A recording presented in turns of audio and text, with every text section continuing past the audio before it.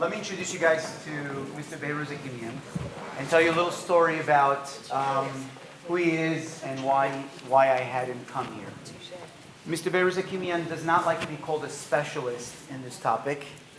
He'd rather be called a passionate person about this topic, and he really, really is probably one of the most knowledgeable people on this history, because this is not, this is not their story, but rather it's really more of a memory.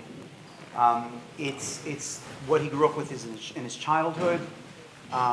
It's something that he's passionate about. As he tells us, he collects information and data and artifacts and pieces of story and anecdotes and stories about a very, very unique history of a Jewish community that's known very little about.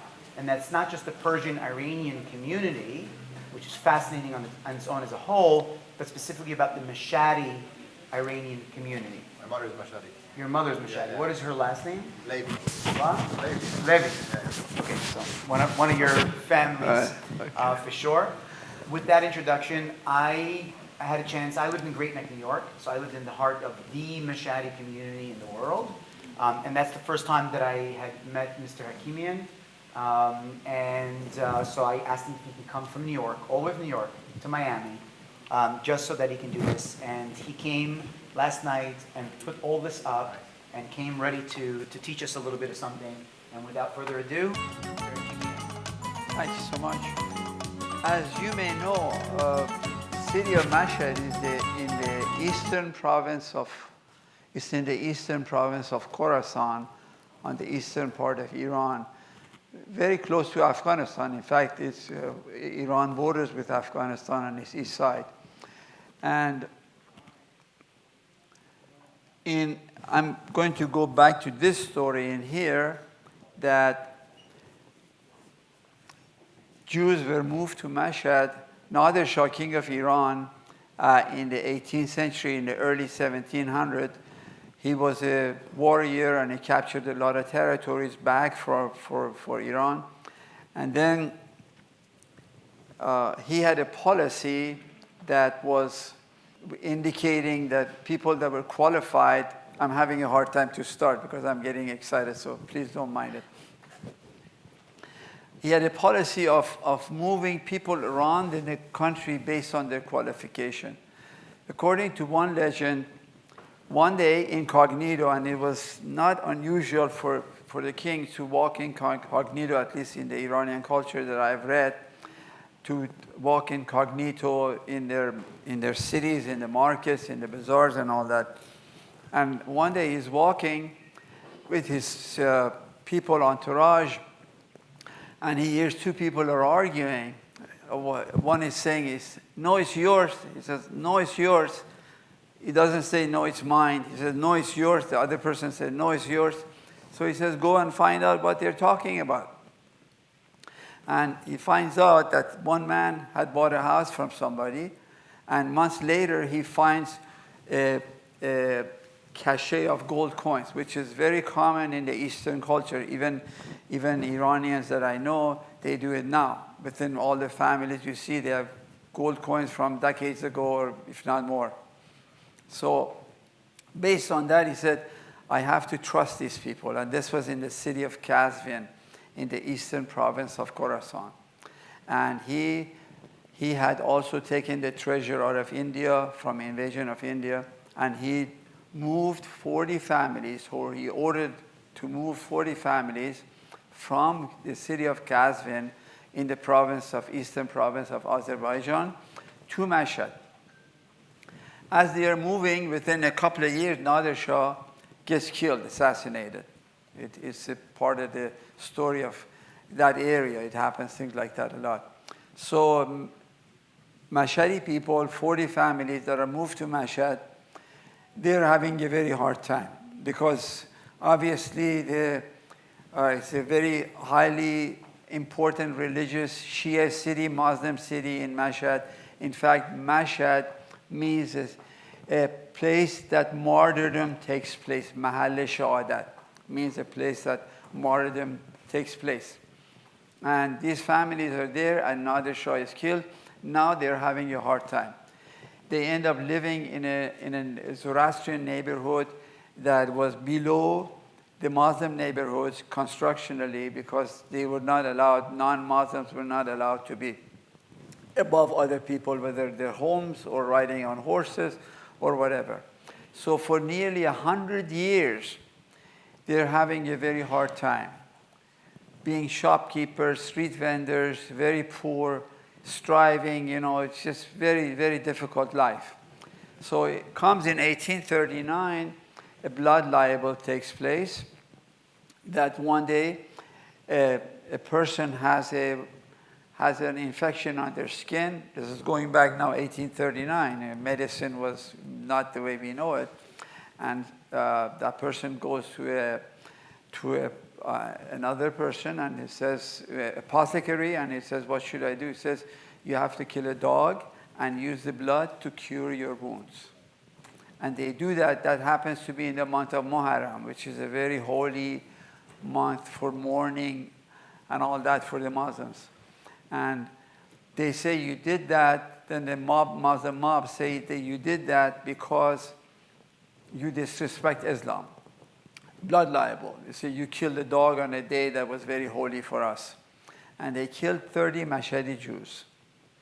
And they forced the rest of them to convert. Either convert or we kill you, we die. None of this thing is unusual. This happens a lot with Jews across the world. We've seen it, many stories. But the fascinating story about Mashadi Jews is that in the open, they kept their religion.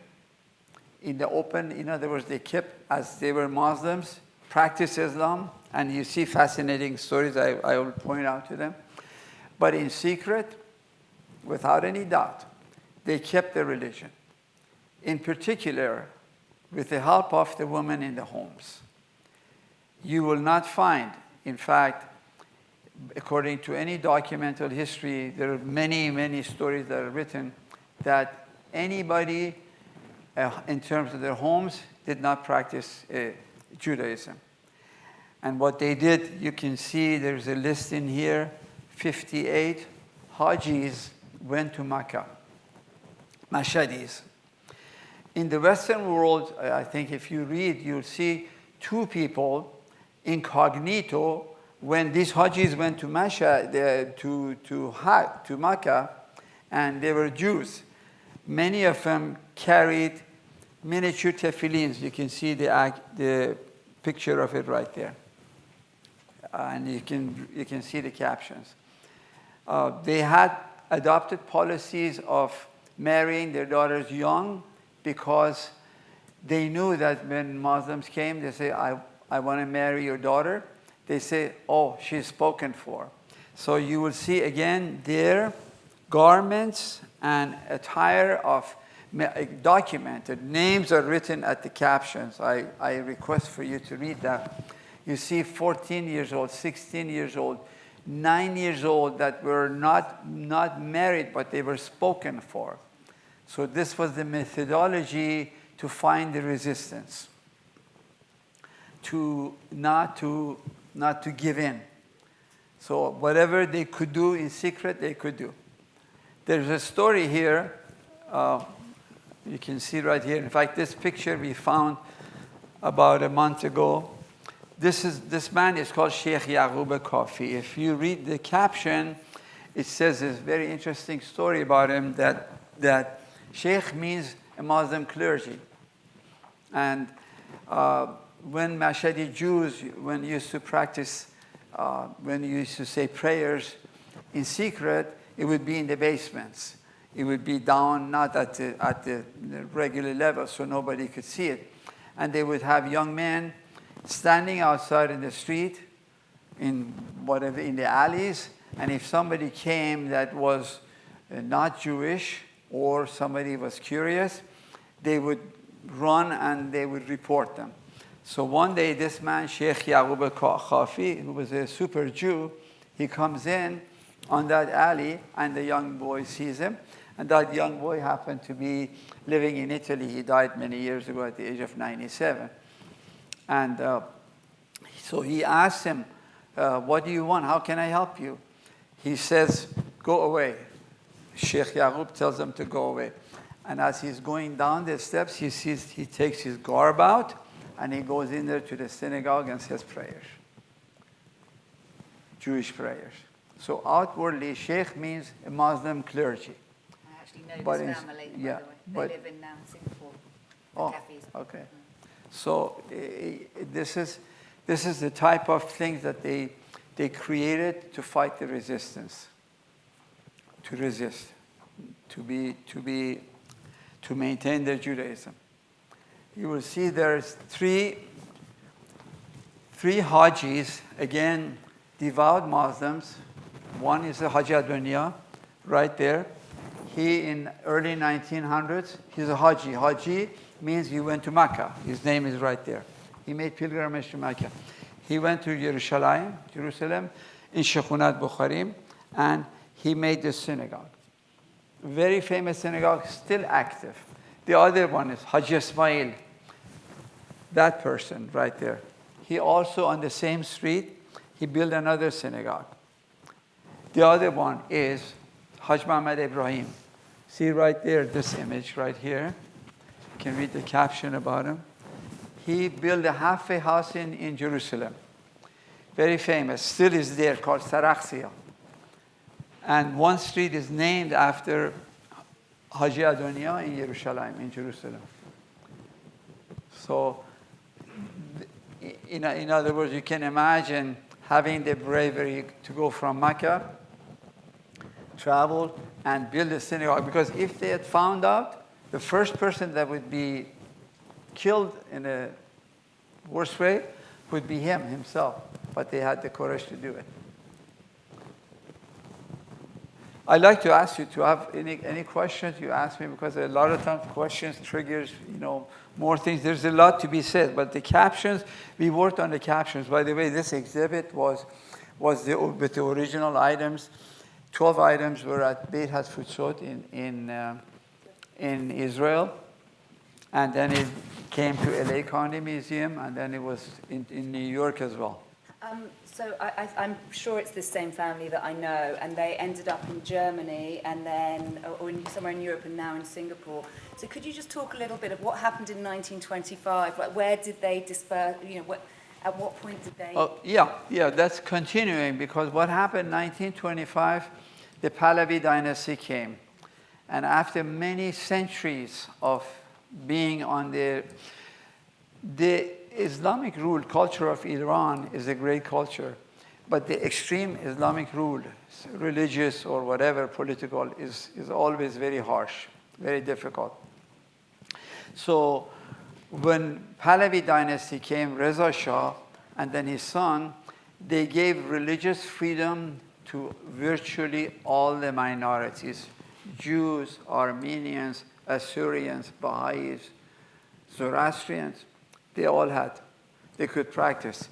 And Jews also, during the Pahlavi dynasty, from 1925 to 1978, they held positions, non-official positions, working for the Iranian Navy, Iranian Air Force.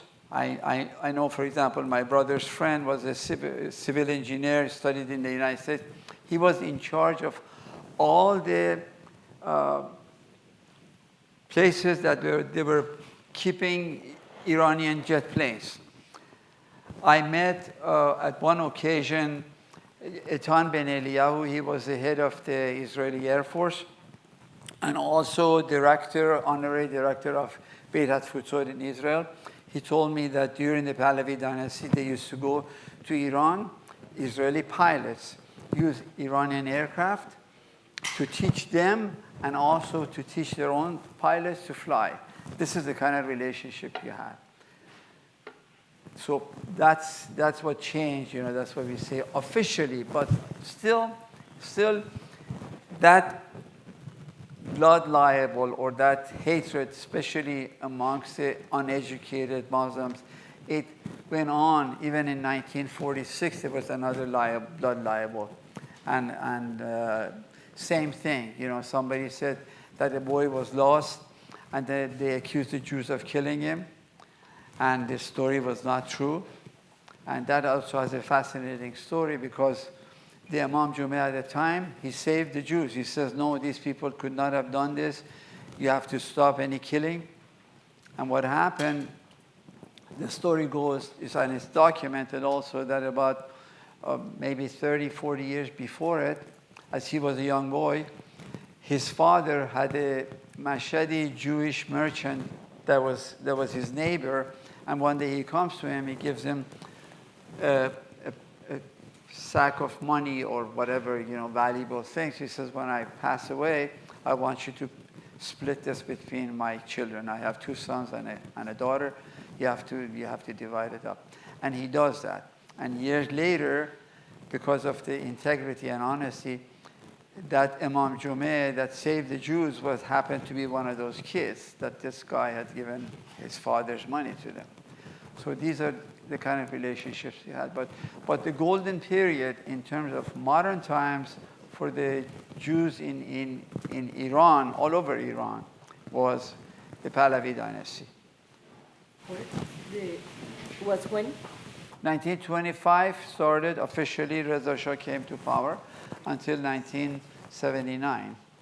And then I just want to share something else with you. I used to go to Iran a lot. I travel around the world. And I'm saying this without any bias. For decades, the mullahs used to say, why does Shah have, and I'm not trying to get political, why does Shah have pictures of him in banks, in official buildings, in hotel lobbies, in stores and all that? So 79, I was in Iran 1978. I left before the revolution for work. I have been in the United States since 1963 studying, and working. And they used to criticize him. So 79, about 3-4 months, this is the time they took the hostages. When they took the American hostages, as an American, I was in Tehran. I entered Tehran airport. You see pictures every place that I went, including the airport. You see 2 pictures in the airports, in banks, in hotel lobbies, in shops. First is Khomeini. Second one, you'll never guess who it is. Yasser Arafat. So you imagine the feeling, the scared feeling. He was even a known enemy of Iran. So that's the kind of thing that went on. And were your family also, any of these your family, or what kind of, just can you say any more about your background? My background, I give you, my father's name was Abdul-Rahim. His Jewish name was Aaron. My grandfather's name was Ghulam Ali, means servant of Ali. His Jewish name was Elisheva. My great-grandfather's name was Abdul Jawad. The Mashadi. Now, interesting part is the next one. His Hebrew name was Sason. And his father, going back 5 generations, was Haj Ghulam Hussein. Haji went to Mecca. But they maintained their Judaism without any doubt. In fact, there are many scholars that have written books. There are many communities, many Jewish communities, as we know, around the world have been decimated, have been, forced to convert. But this is the only community, according to the documented history, that kept their religion. Not that the other ones didn't, but they came back in mass. In fact, if you study the Mashadi Jewish history, all throughout, starting 1839 till now, they have been, as a community, good or bad together, and also practicing Judaism. All the time they did it. It's courage. Yes. Yes. How big, what do they think that during this period the Jewish community was in Mashhad? How many? In 1839, Yeah, all right, yeah. probably 2,000, 3,000. At most, there are now Mashhadis, 20,000 altogether around the world, including Israel. In the US, there are 6,000, maybe close. 6,000? In Great Neck, in the United States, but by and large, 95% in Great Neck. And one of the other things that they did as a result, in fact, coincidentally, this is my grandfather. His name is Ghulam Ali. They became merchants. They became renowned merchants. They moved to Bukhara, Samarkand, Herat, Afghanistan.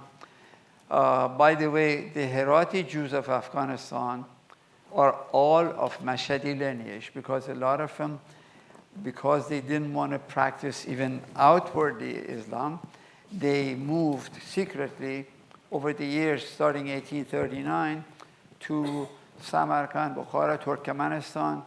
My aunt was born in Turkmenistan. My sister, late sister, she was born in Ashgabat, capital of Turkmenistan. And they worked as merchants, because now they were Muslims, so they were outwardly, they could practice, they could handle money, they could interact with people, and they traveled across the world, pretty much, especially Asia, in British Mandate of India, they worked in Bombay, in port of Karachi, then they went to Italy subsequently, Germany, Switzerland, England. There are many Mashhadi, still now, many Mashhadi merchants. They're almost all merchants, traders. They live in those countries. Were they, once they'd converted to, on the outside, were they accepted as kind of full members of society, or were they still? No. Very interesting question. Still, after decades, they would say you're najis, means you're untouchable, because you don't have Muslim blood in you. You are descendants of converts. So this man here, yes, he built what's called the Jadidi bathhouse in Mashhad. In other words, even though they were Muslims, he called it Jadidi. Jadid means the new one, the new Muslim. If you go to Iran, if you go to Mashhad or parts of, to the old timers you talk, you say Mashhadi Jews, they say Jadid, meaning the new Muslim. That's what we are called, the new Muslims. And he built a Jadidi bathhouse so people can go to the bathhouses, because at that time, even until 70 years ago, there were no home baths in Iran. Virtually everybody used to go to bathhouses. So he built the Jadidi bathhouses. So if you, maybe even then, if you went to the bazaar and you touched the fruit, they say you cannot touch, the fruits, things that are wet, because you are untouchable. Or if you went to a Muslim's home and if you drank a cup of tea, they would wash it in hot water in a separate container. And there are many, many things like that goes on. But again, my request is that you ask questions and you read the captions. They're fascinating. This one in here, for example, I don't have his image. Haji Abdul-Rahman Nisim Saghir. It says, if you read the caption, it says, for the occasion of the celebration of the 70th birthday of Queen Victoria on May 24th, 1890, British Consulate in Mashhad, 1890. He was invited as a guest of honor. According to the British Archives, his name is written as Haji Abdurrahman Reuben Jew. Haji was a very known scholar. But in secret, it says also that a lot of the Mashhadis worked with the British. So here's another one. See, this man is a Haji. He's a Mashhadi. He's known to have been a devout Jew. but he's a Haji. And you see their attire is all Muslim and also religious Muslim, not just regular.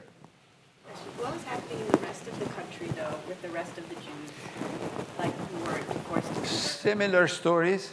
For example, during the Safavid dynasty, Safavid dynasty started 1501 and lasted till 1736. The capital was Isfahan, very cultured city. They forced a lot of Jews to convert, and they did. Either convert or we'll kill you. And many of them escaped also.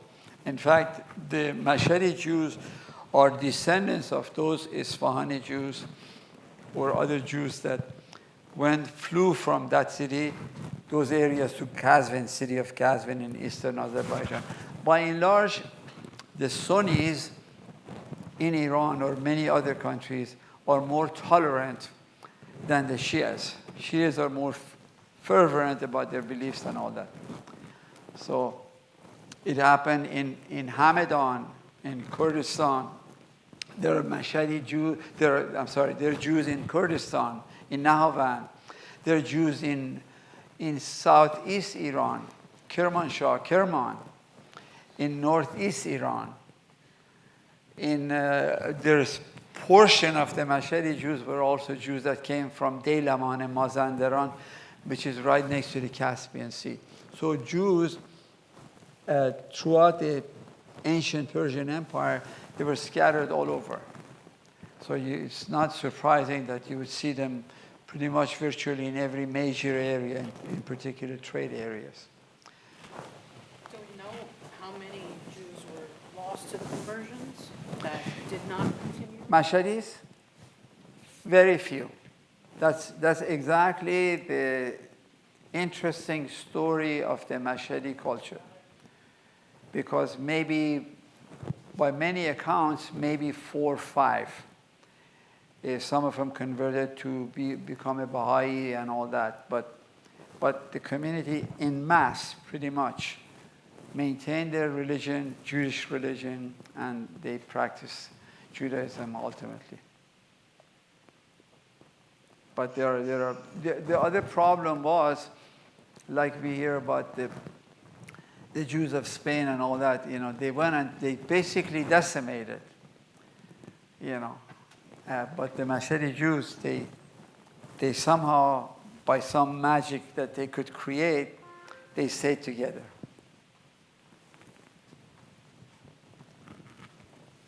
There are references that you will see here that's written about the history of Mashadi Jews. There are probably 20 or 30 references by renowned authors. I think some of the names you may recognize. Joseph Wolf is one. Here's Joseph Wolf. There's so many. I think I encourage you to just look at some of these things and you find some interesting authors. These are ketubas. Again, this one is the oldest one we have. We have found, we have the original ones of all of these things, by the way. We have found 12 sets so far. Why we say sets are important? Because this was the Muslim one, 1851, and in secret they would make the Hebrew one. This one they keep, and this one was the Muslim one. But again, you read the captions, it says who it was and all that, and this one is in Hebrew. Same in here, 12 sets. Just recently we found one that was from 1858, but we cannot find the Hebrew one. But it refers to, as a bride and the bridegroom, Jadidul Islam, meaning the new converts to Islam. But we know for a fact that they were not, that we know the lineage, which we have checked the lineage, we know that they were not. In other words, they were Jewish. They were not Jadidul Islam. And we are archiving all of those things, framing them in museum. These are all archived in museum quality frames, asset-free papers, all of that. They were at exhibit. I think all of these 4 sets were at the exhibit at Beirat Futsal in Israel.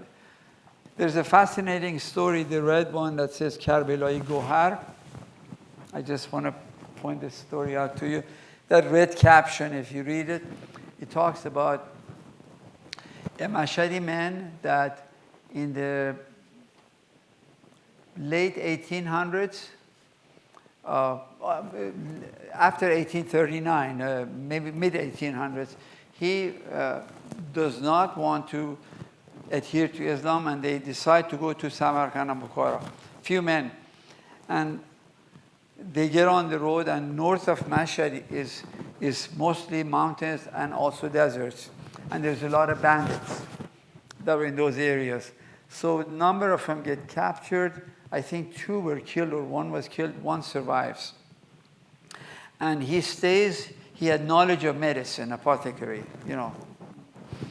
And he stays with the Turkmens, and he marries a Turkmen wife, which according to Mashadi rules was a no-no, you know.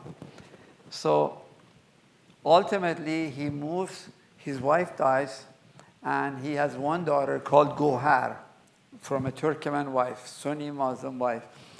And she moves into, they move back to Mashhad as a young girl.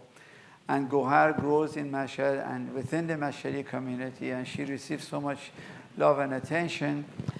But she marries a Muslim man, and her husband dies, and she comes back to the community again. Why is she called Karbelai? Because she had made pilgrimage to Karbala, which is the holy Shia city.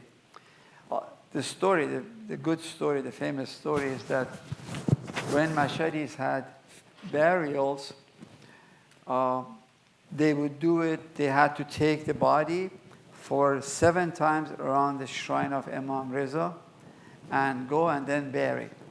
Before the burial, in one of the neighborhoods, somebody sees that as this woman is dead, they are taking her shroud and they're stitching it. Now, in Islam, when they shroud somebody, they put him in the shroud, they do not stitch. What they do is wrap him in. I hate to be sounding morbid, but that's a very interesting story. So somebody sees that they're stitching this. And as they're entering the shrine of Imam Reza, this man says, no, they're Jews, they're lying and all that. And so somebody says, okay, let's go and examine the body. It happens to be that Karbelai Gohar is there because no men can go and touch, according to Islamic laws even, touch the body or check the body. And she sees the stitching and she rips it off. And she comes and says, no, there's no stitching and all that. So she says she is buried according to Islamic rules, and she is a Muslim. Long story short, Karbelai Gohar goes to Jerusalem, and she lives in the halfway house. When she dies, she gets a full funeral burial according to Jewish laws, and she is buried in Heretz 18. Karbelai Gohar Rahmani.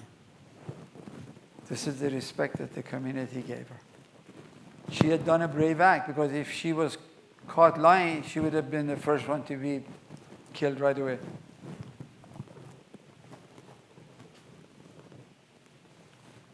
Yeah, this is the list of Karbala. As you see in here, you can see in here. Karbelai Gohar Rahmani is mentioned, all the lists.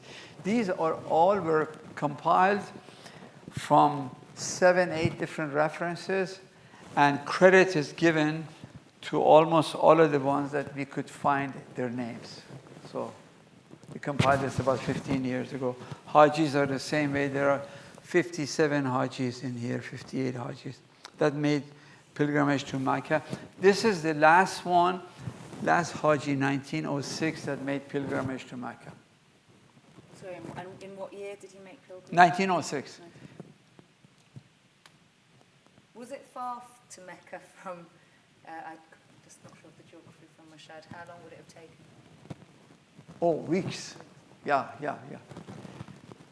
because a lot of them were, well, sometimes you had to go by the Arabian Sea or by the Persian Gulf and then the Arabian Sea and all that. So at that time, there's no cars and all that, so it was weeks of traveling, if not more. This man in here, Karbelai Nouruz Kalati, I know his grandson. I knew his grandson, I should say. The family is one of the most religious people you see. Shomer Shabbat, as we call them, you know. You would see something else at the very end. Let me show you, if I may.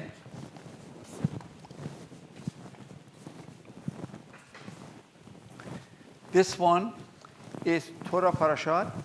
They made, according to the Islamic rule, that they read the different surahs of Quran, and they made it in Hebrew, and they were reading that, but pretending that it was Islamic. And they said, this is the only language that we know, the way we write it. So they wrote it like in Hebrew, but they say it's parts of the Quran. And this fooled people. It did, because they were uneducated. Yes. Yes, of course. Yeah. This is a traveling Megillah that they had because they used to travel a lot, especially between Mashhad and Turkmenistan and Uzbekistan as traders. Back and forth, they were like on the Silk Road, modern day Silk Road. So that's a traveling Megillah. We have that also. You see this one has Kabbalistic writings on it. So they would have their prayer in secret. Without a doubt. Almost every minyan that they, not almost, in Mashhad, Mashhadis also had their own mosque. Outwardly, they had a mosque. And they had a street called Kuche Hajia, means the streets for Hajis. And all the prayers were done in basements. Recently in Iran, they found some Torahs that were hidden inside walls when they were renovating homes and all that, and they found out. So a lot of things were done all in secret in the basements, virtually, and not our regular basements that we go into. You know, basements were like brick walls, you know, probably creeks of water or whatever, you know, dilapidated. They had to keep it like that. And they're able to like congregate to do like minyan, or they were mostly keeping it by themselves? Yeah, secretly. Again, exactly, that's the whole thing. Yeah, just maybe if you see minyans, you see like 10, 15, 20, no more, if that. You will not see like 200 mashadis going in. There was no space. This one, it was authenticated, this Ner Tamid. In fact, when we gave it to Beit HaTfusot, they researched it and all that. We knew who the owner was. They found out that this was made in Karbala, which is present-day Iraq. And they used to use as Ner Tamid for lighting, for Shabbat. We have it, in fact. Put a candle in here. This is all lamb skin.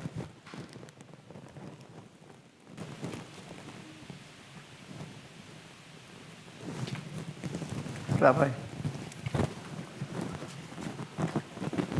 Nice to see you. So much. I love you so much, you know. Hello, nice to see you.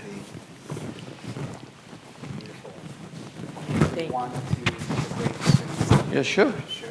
Yeah. Give you a break to sit down a little bit also. There is coffee and breakfast for everybody in there. This is Rabbi Eli Abadi, who you guys are going to have a chance to sit and hang out with and ask questions, and of course hear his lecture a little later on. But I want to invite everybody to the pre-function space for a light breakfast. And other parents are joining us. So some of them are actually in language lab right now doing something. They're going to come as well.